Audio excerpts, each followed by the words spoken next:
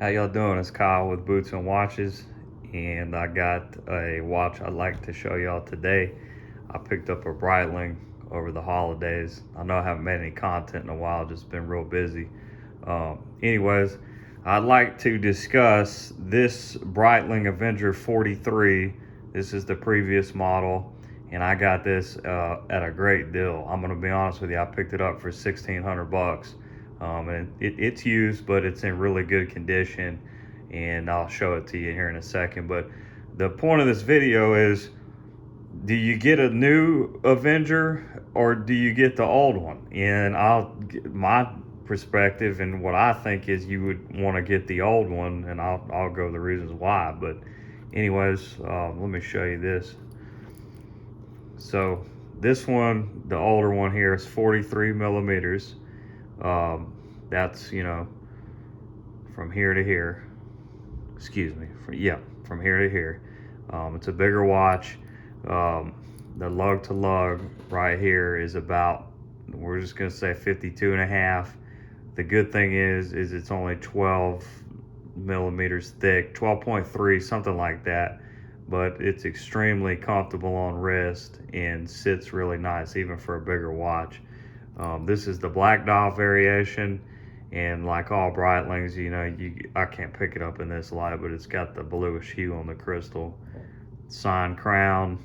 The polished center links, they do get scratched up a good bit, and on both sides. Then the top of the lugs here is polished, and then I like the finishing on this one too. The rider tabs, each one's polished. And I like the old school, well, I know the hour hand's in the way, but I like the B logo. I like the winged logo compared to the B logo.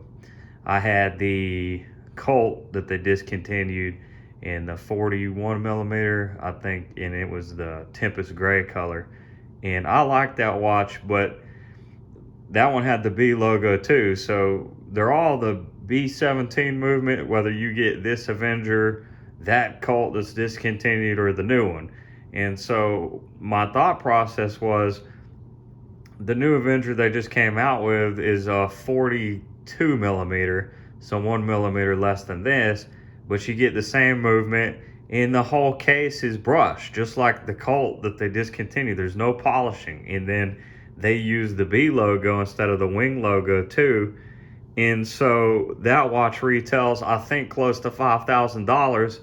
So I don't understand why you would buy that over this one, which has the wing logo with the same movement. Everything's the same, except this one's a little bigger, and then it has more finishing on it. I like the way that this has, the brush flanks, and then it has, delineations of polishing and brushing. And then this also has, the clasp is in good shape, and it's got, when you flip it over, this little piece here is polished, and it's all in, flush. And then another thing they did is this is fully milled out, and so all the micro adjustment screws or points are inside the clasp. There's no holes here.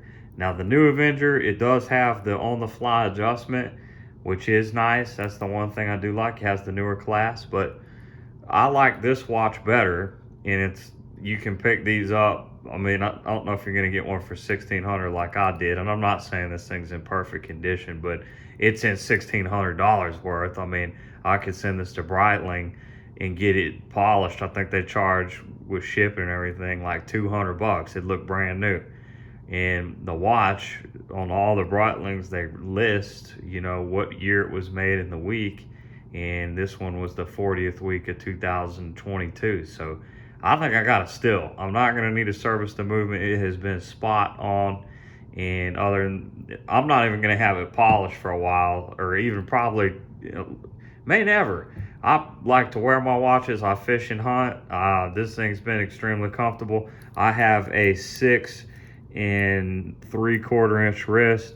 Y'all are probably gonna say it's big on me. I don't really care. I like it. I kind of wear them loosey-goosey because my wrist swells when I'm fishing, but, you know, and the camera never does justice. It always looks bigger, but it fits just fine on me. It's extremely comfortable, and I love it. And if you wanted to get into Breitling, the point of this video is I think this would be a good watch to, you know, get first. And I've had Omega, Tudor, Longines. I'm missing one. And that Colt, that Breitling. And on the Omegas, I've had the Seamaster, the Wave Dial. I had the 2012 to 2017 ceramic dial. I've had a Speedmaster. And on the Tudors, I've had the Black Bay 58 and the Pelagos. Out of all those watches, even though this one was the cheapest, this one's my favorite. There's something about a Breitling, and y'all know if you like Breitling, that they're the weight of them, they're like built like tanks. It just feels substantial on the wrist. You feel like, you know, if you're paying for something, like if you were to get this at retail, you feel like you're paying for something substantial. It feels good. And the movement, you know, it's chronometer grade. All Breitlings are, even though it's an ETA 2824-2. Someone correct me if I'm wrong. They rework it at Breitling, and you get a chronometer certificate. And so when it comes time to get it serviced, it's going to be a lot cheaper than an in-house movement compared to, let's say, the Black Bay 58, you know. And I had that watch, and yeah, I really like that watch, and it might work for more people, but this is a subjective hobby that we have. I like this better. I like the presence. I like the heft. That Black Bay 58, even though I have a small wrist, it was a little too small for me. I had the blue variant. And, you know, the in-house movement, to me, yeah, it's cool. I think Omega, especially if you get that, because I've had two of them. Metos certification. It's got the display case back, but like on that Tudor, you can't see the movement on the back. You can't see it on this. So, you know, the only difference is you get a 70-hour power reserve with that compared to, I think this one's 38 or 42. But they're both chronometers, and you know, that's my 2 cents.